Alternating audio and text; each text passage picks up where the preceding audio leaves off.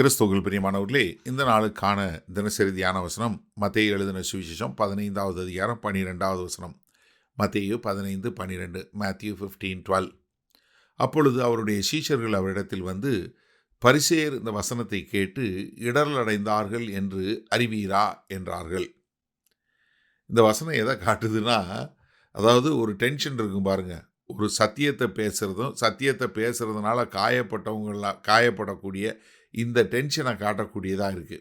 ஏன்னா இது வரைக்கும் என்ன, இந்த முதல் 11 வசனங்களில் பரிசேயர்களுடைய பாரம்பரியத்தை குறித்து கர்த்தர் வந்து அவங்கள வந்து சவால் கொடுக்கக்கூடியதாக, அவங்கள யோசிக்க வைக்கக்கூடிய காரியத்தை அவர் செய்தார். செஞ்ச உடனே அவருடைய சீஷர்கள் வந்து என்ன சொல்கிறாங்க, இந்த பரிசேயர்கள் வந்து என்ன இந்த வசனத்தை கேட்டு உங்ககிட்ட இடரல் அடைஞ்சாங்க, அவங்க கடுப்பாயிட்டாங்க அப்படின்னு சொல்லக்கூடியதா. அப்போ இங்கே ஒரு உண்மையை சத்தியத்தை தைரியமாக சொல்லும்போது உறவுகளில் வரக்கூடிய ஒரு டென்ஷனையும் புரிந்து கொள்ள வேண்டும் என்று சொல்லக்கூடியதாக.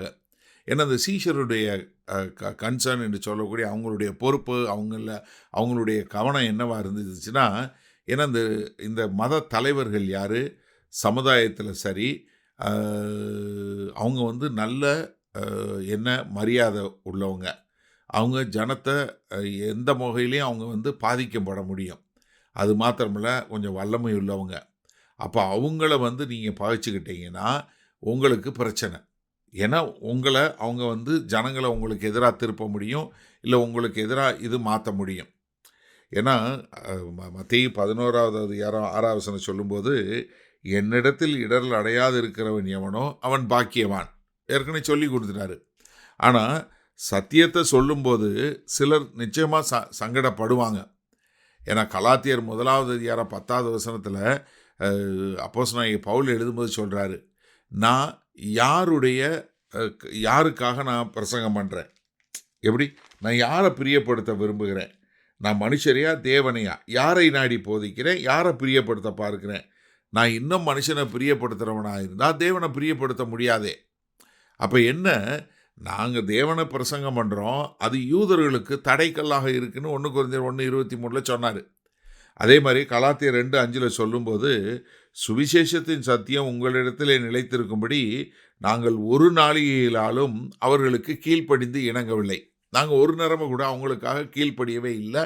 ஏன்னா நாங்கள் சத்தியத்தை சரியான முறையில் கடைப்பிடிக்கணும், அந்த சத்தியத்தை பண்ணணும், அந்த சத்தியம்தான் சொல்லணும் அப்படின்னு சொல்லும்போது, அப்போ இங்கே கர்த்தராகிய இயேசு கிறிஸ்து என்ன பண்ணுறாருன்னா, அவர் கர்த்தருடைய வார்த்தைக்கு உரிய முதலாவது கணத்தை கொடுக்குறாரு. அது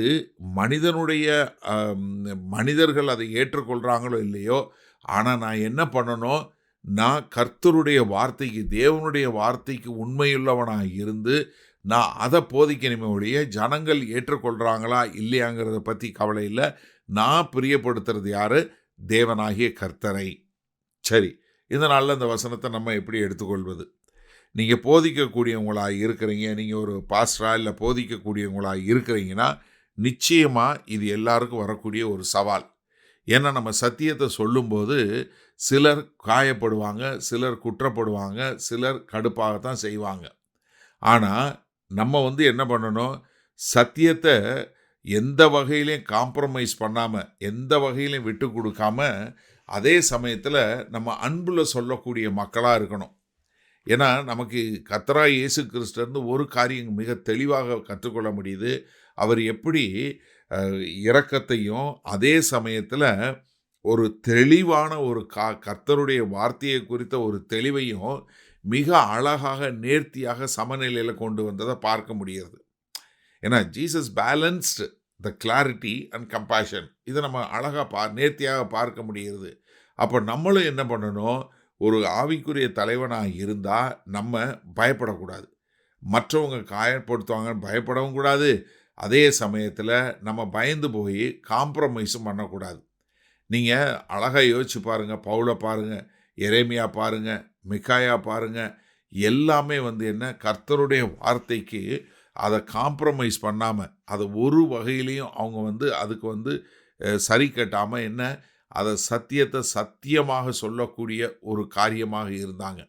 ஏன்னா நம்ம நம்மளை எதிர்த்து பேசும்போது நம்ம சத்தம் இல்லாமல் இருக்கக்கூடாது. ஆனால் சத்தியத்தை சொல்லக்கூடிய மக்களாக இருக்கணும். ஆனால் அதை ஞானத்தோட, ஒரு அன்போட, ஒரு சமாதானத்தோட சொல்லக்கூடிய ஒரு மக்களாக நம்ம இருக்க வேணும். அப்போ என்னன்னா, நீங்கள் நல்லா தெரிஞ்சு கொள்ளுங்க, நம்ம சத்தியத்துக்கு சத்தியத்தை கனப்படுத்தணும். அதே சமயத்தில் ஜனங்களுக்கு உரிய மரியாதையும் கொடுக்கணும். ஆனால் அதே சமயத்தில் அவங்களுக்கு நம்ம சத்தியத்தை காம்ப்ரமைஸ் பண்ணக்கூடாது. வல்ல பிதாவே, இந்த அருமையான நல்ல நாளுக்காய் நன்றி.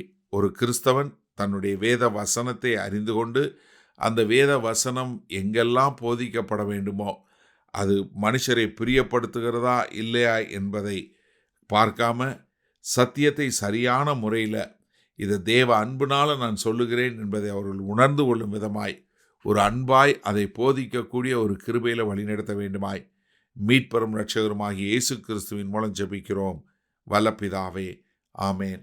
கர்த்தர் உங்களை ஆசீர்வதிப்பாராக. நாம் இன்று மாலை மன்னால சந்திப்போம்.